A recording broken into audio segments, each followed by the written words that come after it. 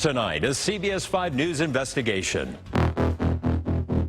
It's almost certainly contributing to why people are getting sick. A sudden surge in lung problems, 48 dead, thousands hospitalized, and a government warning to stop vaping all THC products. They're getting a product which can potentially injure or cause death. CBS 5 investigates uncovering a potential national danger. Mexican cartels have started smuggling this processed form of marijuana over the border, which could be connected to an outbreak of lung injuries across the country. We're traveling into the desert, through washes and unforgiving terrain, where vehicles can only make it so far, making this a favorite passage for smugglers.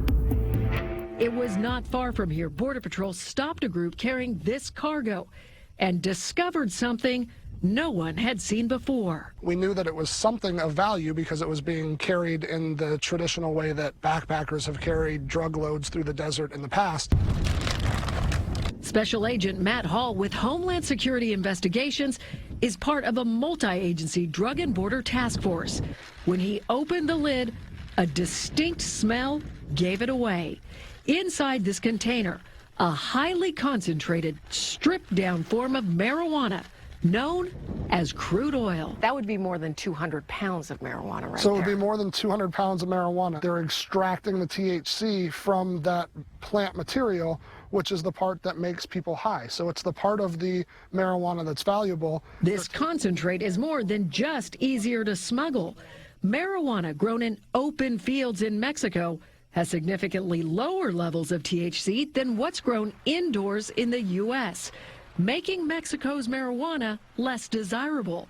With a surplus of pot rotting, cartels are now processing their marijuana south of the border. That process includes rinsing plants with propane or butane, which strips off the high-inducing THC for collection.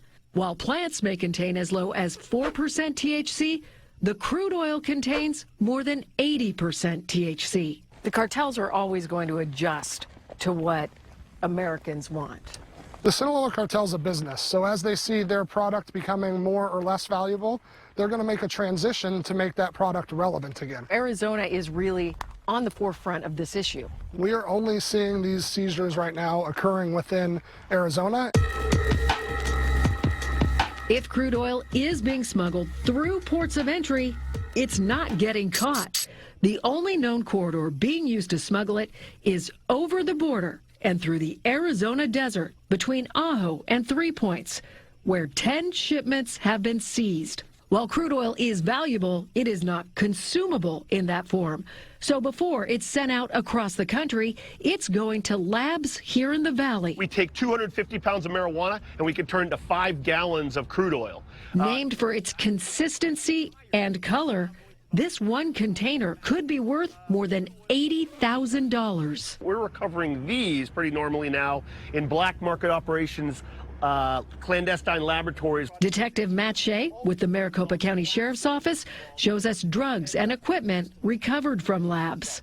The crude oil is repeatedly distilled, resulting in a product that can be more than 90% pure THC, called distillate. Honestly, it really doesn't move even if you turn it upside down. It's that thick. The THC can be added to edibles, but to get a consistency suitable for vaping, the distillate is combined with oils, such as vitamin E acetate, currently suspected of causing lung damage. But the product originating south of the border may be introducing additional dangers. We've got $30,000 worth of cannabis cartridges inside this one case. Crude oil was first caught coming over the border in May. Just a few months later, by August, the government began investigating a sudden outbreak in respiratory problems linked to vaping. Most likely, this whole process is what's adding to or causing all the injuries and deaths that are coming with vaporizer cartridges. The marijuana that comes over from Mexico, you don't know what chemicals are on it, and those chemicals aren't getting removed during this whole process. I have no doubt that you have concentrated forms of the different pesticides, nutrients, other chemicals that have been used on that marijuana plant material. More than half of the people injured reported using dank cartridges, a popular but unlicensed brand. The packaging is bought online, but what ends up inside the cartridge is a gamble. Investigators suspect black market and counterfeit cartridges are being used to distribute THC tied back to the cartels. But there is also concern legitimate businesses could be enticed by the promise of higher profits. Are you concerned that dispensaries may be buying this on the black market? There's always a possibility. Not every dispensary is going to operate completely above board.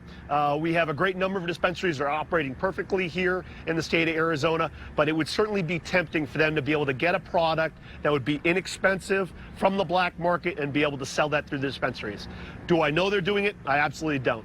Is it something that would be tempting for them? I would imagine it would be, yes.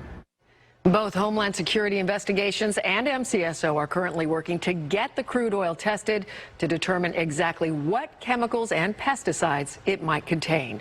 You can find more information on crude oil right now on the AZ Family mobile app.